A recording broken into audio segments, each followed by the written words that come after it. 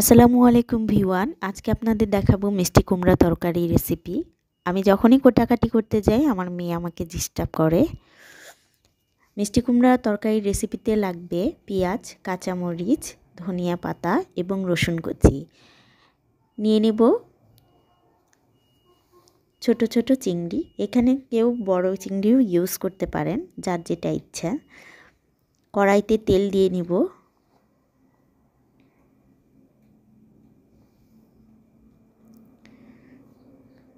দিয়ে দিব পেঁয়াজ, কাঁচামরিচ, রসুন কুচি। কেউ এখানে রসুন পেস্টও ইউজ করতে পারেন, যার যেটা ইচ্ছা। দিয়ে দিব পরিমাণ মতো হলুদ গুঁড়ো, মরিচ গুঁড়ো, স্বাদ মতো লবণ।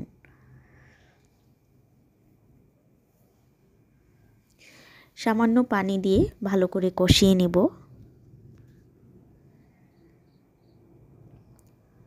একটু ঢেকে দেব।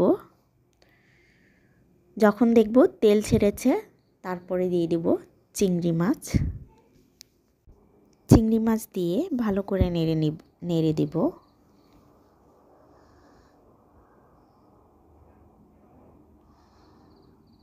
একটু ঢেকে দেব।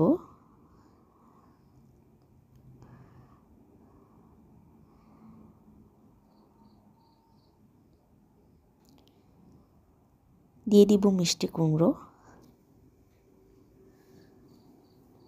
মিষ্টি কুমড়ো ভালো করে নেড়ে নেব। আর একটু ঢেকে দেব।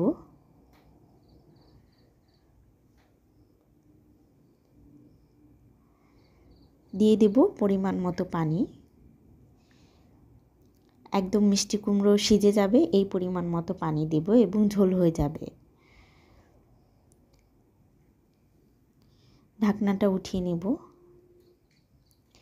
একটা কাঁটা চামচের সাহায্যে দেখে নেব মিষ্টি কুমড়োটা সিজেছে কিনা। হালকা সিজলেও চলবে, কারণ রান্না শেষে ঢেকে দিলে মিষ্টি কুমড়োটা একদম দমে আরেকটু সিজবে। দিয়ে দেব ধনিয়া পাতা।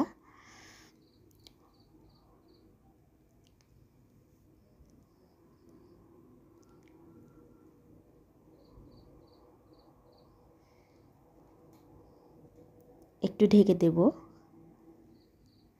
যাতে ধনে পাতার স্মেলটা বের না হয়ে যায়।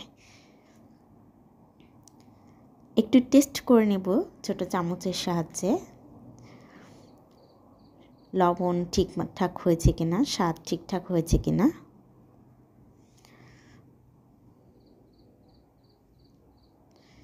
ওয়াও, নাইস, স্মেলটা দারুণ হয়েছে।